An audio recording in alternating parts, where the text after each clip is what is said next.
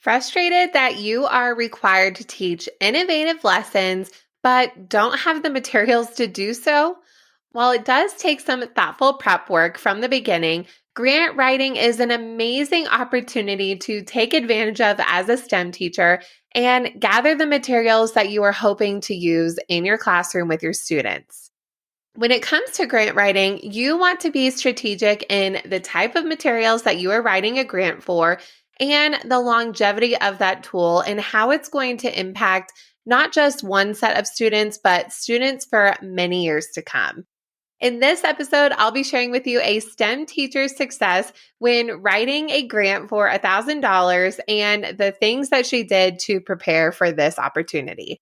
Welcome to the Elementary STEM Coach Podcast, a show that'll help you with lesson ideas, systems, and actionable tips to apply to your classroom. I am your host, Naomi Meredith, a former classroom teacher turned current STEM teacher and coach. With over a decade of experience teaching and a master's degree in STEM leadership, I am here to coach you throughout the year to help you gain back more time to create innovative experiences for your students. Grab your earbuds and let's get started. A big benefit of working together with me and other teachers in my group coaching program for STEM teachers is we take a look at your overall lessons and how it fits into a cohesive year-long plan. And we also take an inventory of the supplies that you have and how those things fit together. From there, a really big benefit is that we get weekly live calls together that are customized based on the group needs, and also a group chat where we can talk about the topics that are related to the live call or other questions that you have in your STEM space. Now, another thing that we do in the months that we have together in this group coaching program that I haven't talked a whole lot about yet is grant writing. Grant writing actually has a really big impact on your STEM program because you want to use all of these amazing tools for your students. And unless you had a big, huge overhaul and all of this money put forth into your program, more often than not, you have to fit all the puzzle pieces together and figure out how you're going to get materials at certain times and build up to the program of your dreams. Because of the work together in our group coaching program, I actually have, as the coach, the overall view of where everybody's lessons are at, but also the types of materials and how that can even go into the grant writing process and what to even write a grant for. There was a teacher in my program that I want you to meet, the one who was able to write a successful $1,000 grant for her program. This teacher teaches pre-K, so even the little ones, pre-K through fifth grade STEM, twice a week. And like many of you, she is responsible for building up her whole program when it comes to lesson plans, figuring out supplies, and all of the things in between. She had a really great start to her year-long plan and even had some of the things from my K-5 STEM year bundle of lessons, but also felt like with the things she had and then didn't have, that her lessons were kind of all over the place. So she wanted to create a more cohesive curriculum, which by the end of our program, we were able to do, and also add in more structures when it came to STEM stations. If you go back to the last episode, 126, you can hear more about the lesson planning that we did as a group and how we integrated materials that the teachers already had and plan an amazing K-5 STEM Ocean unit. And we even added in different types of STEM stations. So you can finish this episode and then go back to that one if you haven't checked it out already. Towards the last part of our group coaching program, once we've done the lesson planning, we have our year-long plan figured out and what we're going to be teaching, teachers have the opportunity to work with me when it comes to writing their grant. And this teacher that I'm talking about had a really great program, especially when it came to coding lessons and the tools available for that. But they really needed more things when it came to hands-on coding and robotics. And we know that STEM materials are pricey, especially if you want to invest in things that have a longer shelf life and can be used with a lot of kids, you really want to get high quality materials. Now, the timing of this was absolutely perfect. Grant writing was something we were already going to be working on, but this teacher's principal actually sent a grant opportunity her way to look into. Now, a little caveat to this teacher does work in a private school. And so if you are a teacher who's working in a private school, make sure you read the fine print when it comes to the type of grants that you can be eligible for, because every grant has their different rules and regulations and all of that. And I do have other episodes that I'll link in the show notes when it comes to grant writing and other tips and tricks that you can use along the way, as well as some different grants that you can look into to help you get started. So the principal sent her a grant this way, which was funny because this was actually one of the ones that was on my list. And she was thinking about, okay, how can I really make the max effort for this grant? And in my experience being an educator, especially in my K-5 STEM role, I have written a lot of grants. And you really can write a grant for anything. My biggest ones were $1,000, so same amount that this teacher was looking for. And the biggest things when it comes to grant writing is not so much the tool, but how can you create an engaging and innovative experience for the students where it is impacting the students that year, but years beyond, and also thinking about those cross-curricular connections. Now, if you're thinking, okay, great, it doesn't matter about the tool, it kind of doesn't, because let me tell you this. My school needed document cameras. Our document cameras were really old, and these are an essential tool in the elementary space. My teacher, Honey, who teaches high school, doesn't really so much use a document camera, but in elementary, it's super essential. And the ones that we were having were dying. They were bulky. They had 5 million cords, and we needed document cameras.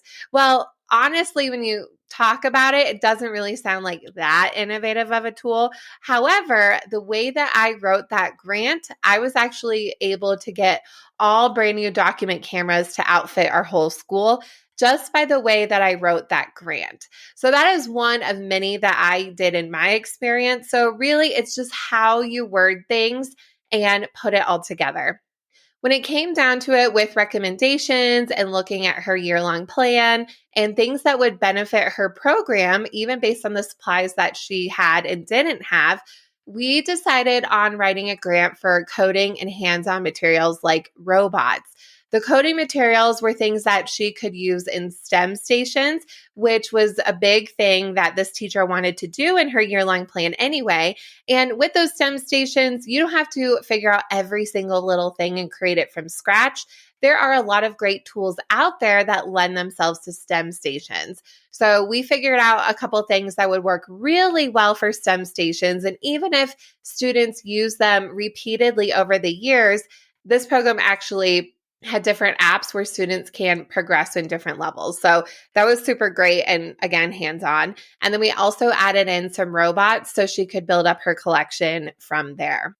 With us collaborating together and from our live lessons, I was able to help her write a rough draft when it came to the questions for the grant writing. So I definitely recommend when you are writing a STEM grant to figure out what the questions are when it comes to the grant. You might need to create an account.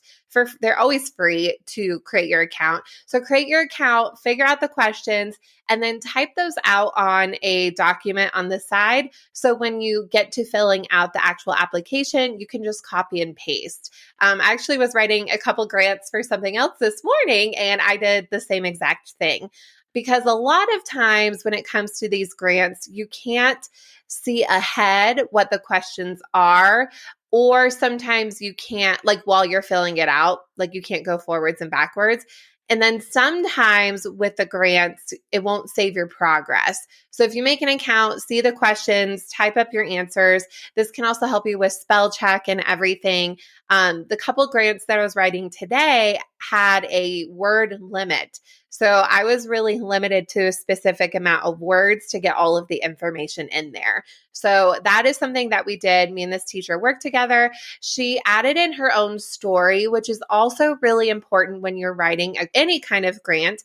And if it's a STEM grant, what is the story? Why is this going to have an impact on your students? Who are your students? Why do they need these tools? The people who are reading your grants know that it is expensive, but why is this something that you need? So that is something that her and her principal really worked together once she had that draft that we did together and was able to put forth that information that was very specific to her school. The cool thing about this is that this document is actually available to everybody in the group because those specific things she added in on the side on her own copy. But we were able to brainstorm together as a group different opportunities, different types of grants you could apply for.